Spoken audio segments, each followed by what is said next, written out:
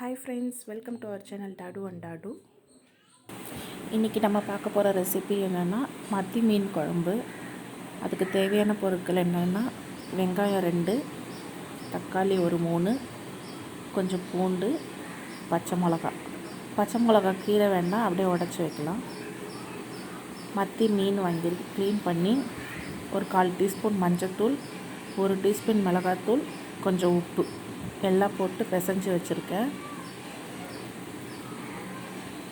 அடுத்தது புளி நல்ல ஒரு எலுமிச்சைப்பழம் அளவுக்கு எடுத்துக்கோங்க, அது நான் ஊற வச்சுருக்கேன். இன்றைக்கி மீன் குழம்பு நான் மண் சட்டியில் தான் செய்ய போகிறேன். பொதுவாகவே நாங்கள் மீன் குழம்பு அதில் தான் செய்வோம். ஸோ அடுப்பில் வச்சுருக்கேன்.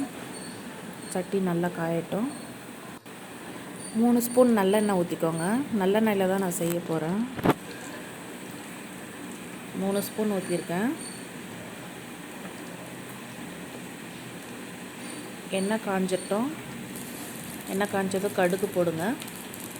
கடுகு நல்லா பொரிஞ்ச உடனே வெந்தயம் போடுங்க.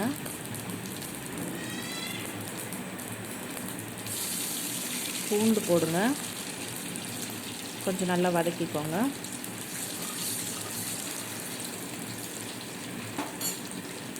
பொடியாக நறுக்கி வச்சுருக்கோம்ல, 2 வெங்காயம் நறுக்கி வச்சுருக்கேன், அதை ஆட் பண்ணிக்கோங்க.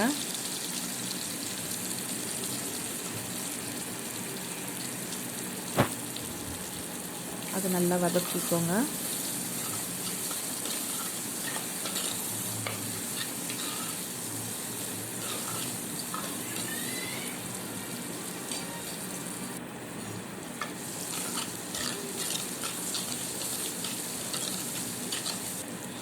பச்சை மிளகா கீரை வேண்டாம், அப்படியே உடச்சி போடுங்க. பச்சை மிளகாவை அது ஃப்ளேவர் இறங்கினா போதும்.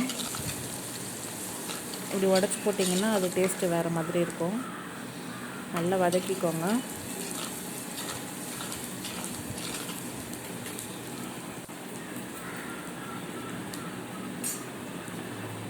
தக்காளி ஆட் பண்ணிக்கோங்க. 3 தக்காளி பொடியாக நறுக்கி வச்சுருக்க தக்காளி, அதையும் நல்லா வதக்கிக்கோங்க.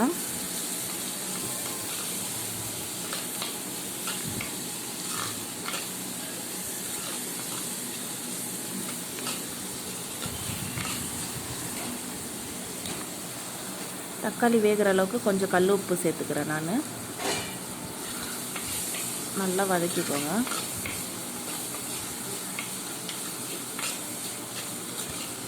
நம்ம சாதாரண கடாயில் செய்கிறத விட இது மாதிரி மண் சட்டியில் செய்வோம், அதோட டேஸ்ட்டு வேறு மாதிரி இருக்கும். அது நல்லாயிருக்கும். ட்ரை பண்ணி பாருங்கள். இப்போ நல்லா வெந்துருச்சு தக்காளி.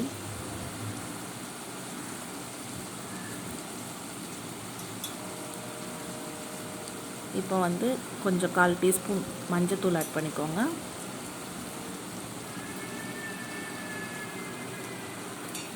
ஒரு 2.5 டீஸ்பூன் மிளகாத்தூள் ஆட் பண்ணிக்கோங்க. மல்லித்தூள் 1 டீஸ்பூன் ஆட் பண்ணிக்கோங்க.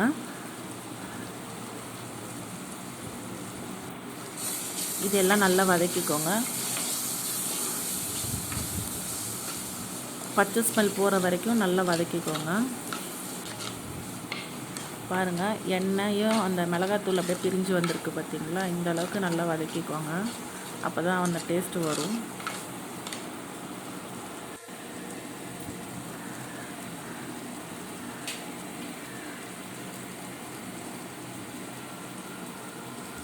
இப்போது நம்ம புளி கரைச்சி வச்சுக்கலாம். பாருங்கள், ஊற வச்ச அந்த ஒரு புளியை கரைச்சி வச்சுக்கலாம். எலுமிச்சைப்பழம் அளவுக்கு எடுத்துக்கோங்க, நல்லா கரைச்சிக்கோங்க. அதையும் ஆட் பண்ணிக்கலாம்.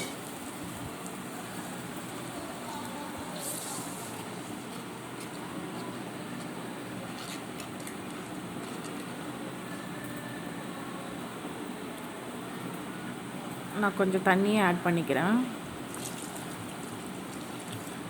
நான் ஒரு 1.5 டம்ளர் தண்ணி ஆட் பண்ணிக்கிறேன். நல்லா கொதிக்கட்டும், அந்த புளியோட ஸ்மெல்லெல்லாம் போகட்டும். கறிவேப்பிலை ஆட் பண்ணிக்கோங்க. மூடி வச்சிடுறேன். ஒரு 10 நிமிஷம் நல்லா கொதிக்கட்டும். இப்போ எடுத்து பார்க்கலாம். பாருங்கள், நல்லா கொதிச்சிருச்சு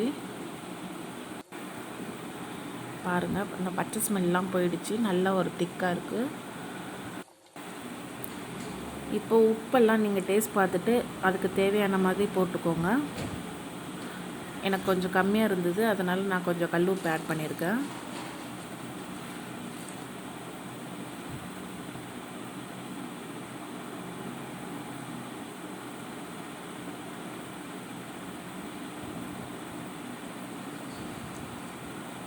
இப்போ மத்தி மீனை ஆட் பண்ணிக்கலாம்.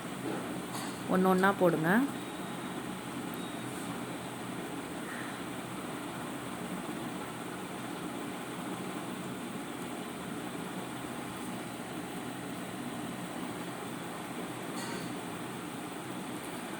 நம்ம கரண்டி போட்டு நல்லா கிளறக்கூடாது, மீன் நல்லா பொடிஞ்சு போயிடும்.